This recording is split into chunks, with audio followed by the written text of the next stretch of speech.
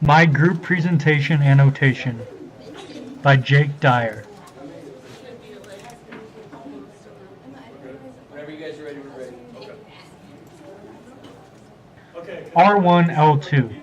Plans for instruction support student learning of facts with vague connections to concepts, interpretations, or analysis, and building arguments. I chose this one because I thought it was a pretty, vague topic. Our lesson had a lot of general information in it. Um, it's kind of hard to squeeze a specific topic or go into fine detail when you only have a 20-minute time limit. So Brooklyn and I basically just tried to give a brief crash course on women's suffrage.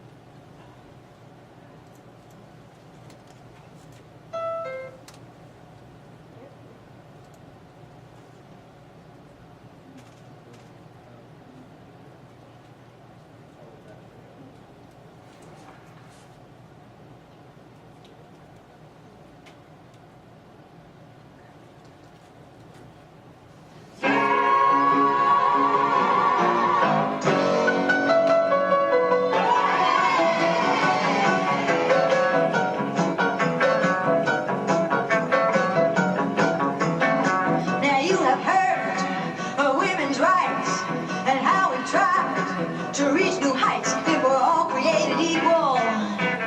That's us too.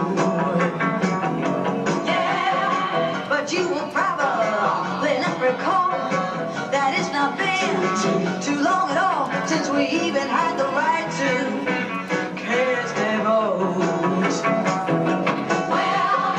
Well, sure, some men bow down and call us misses. Yeah. Let us hang the watch out and wash the dishes. But when the time rolls around to elect a president, what did they say, sister? What did they say? They said, see you later, alligator. And don't forget my mashed potatoes, cause I'm going downtown to cast my vote for president. Oh, we were suffering until suffering. Not a woman who could vote no matter what age. And the 19th Amendment struck down that restrictive rule. Oh, yeah. And now we pull down on the lever, cast our ballot, and we endeavor to improve our country, state, county, town, and school. Those Pilgrim women who braved the boat could cook the turkey, but they could not vote. Even Betsy Ross, who showed the flag, was left behind that first election day. Then Susan B. Anthony and Julia Howe, Lucretia Mott, they showed us how they carried signs and marched in lines until at long last the law was passed. Oh, we were suffering until suffering. Not a woman who could vote no matter what age. And the 19th Amendment struck down that restrictive rule. Oh, yeah. And now we cool down on the lever, cast our ballot, and we endeavor to improve our country, state, county, town, and school.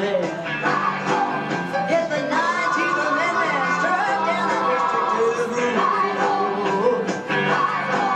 Yes, the 19th Amendment struck down that restrictive rule. All right, we got it now. Since 1920, sisters unite.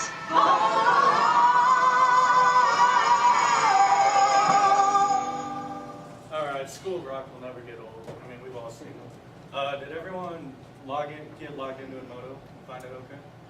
At the top of the page, there should be a link to our PowerPoint presentation, so you can follow along on your iPads if you'd like, or you can follow along up on the projector. So let's just start out with a basic definition of sexism.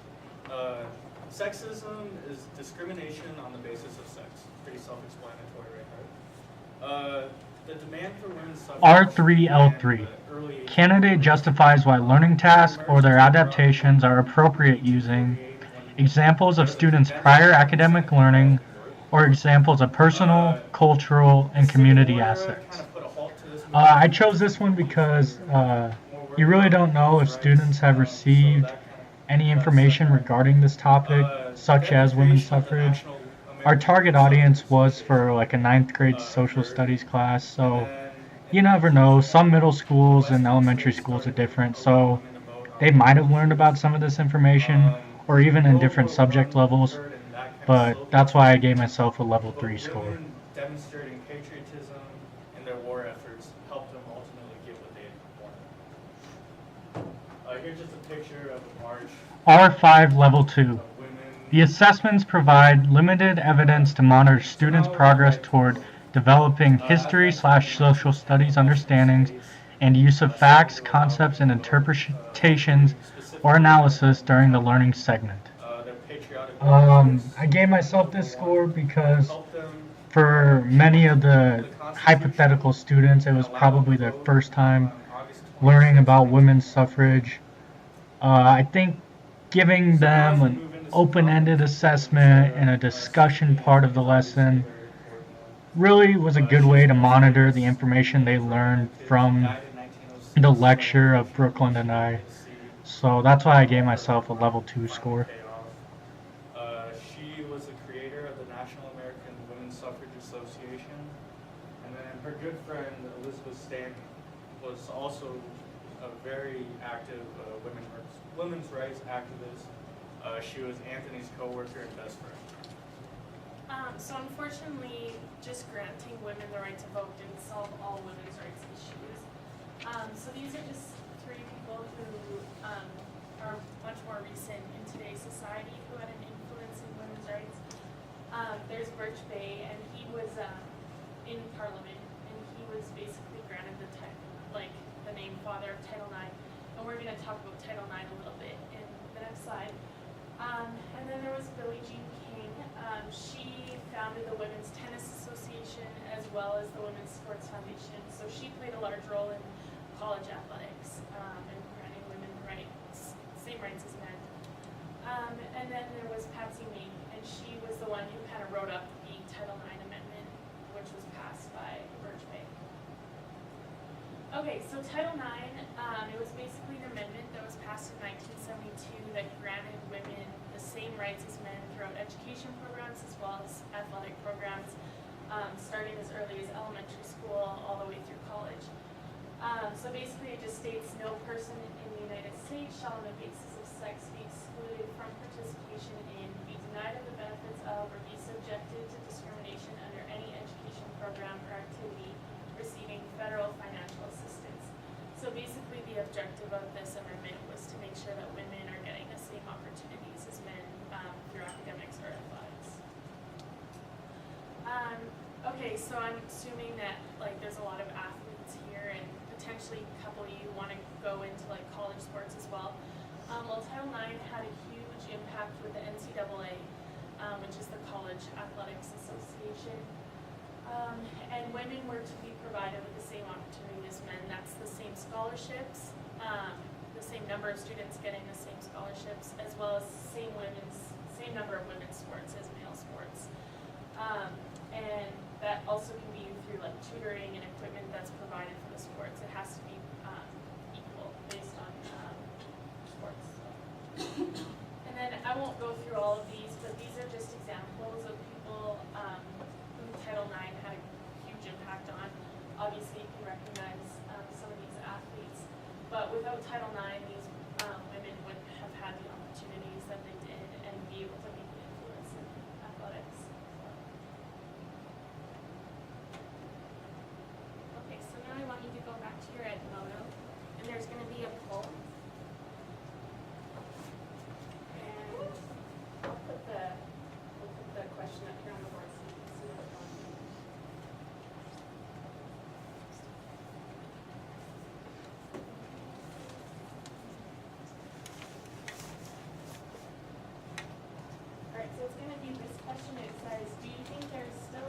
R6L5, the candidate demonstrates rapport with and respect for students.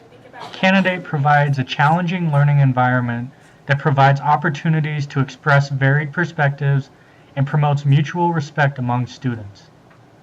I thought we did a really good job with this because we sort of had an open-ended topic that could promote a lot of discussion, not only with one another, but to the entire class.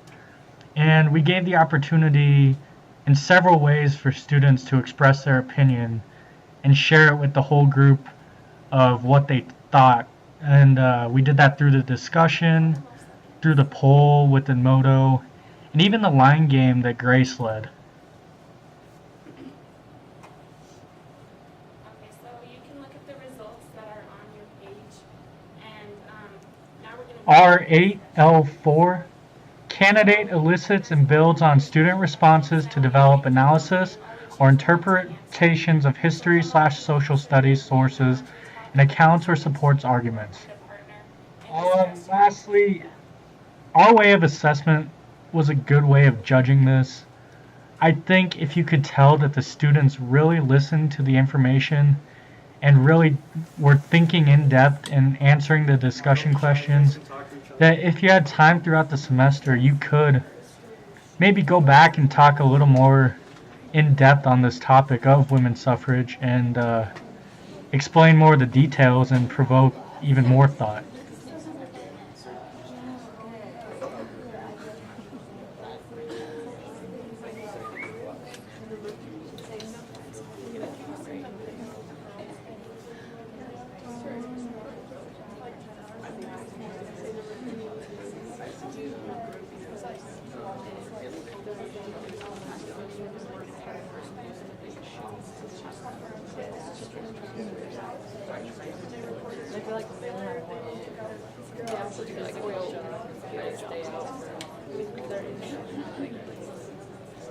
All levels. Gender differentiation. So it's more of a mindset where a woman does not know what to do. Yeah. Definitely have a friend that's a girl who's running a whole bunch of oil wells. All right, now we're going to put that together. And so, who answered the first question? Raise your hand. What's that? Who answered the first question? Nobody answered Nobody? the first question? What about the second one? The third one? All right, can you tell us what you had to say about it?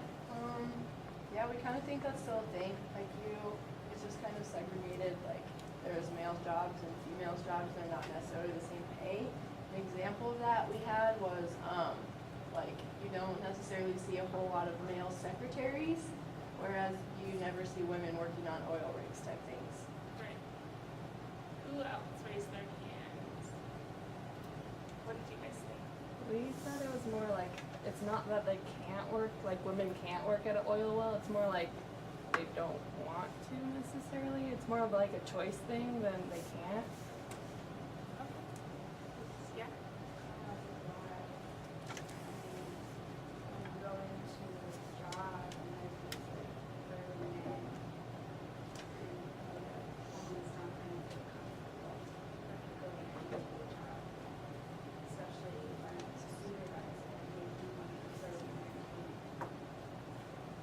So it's kind of intimidating.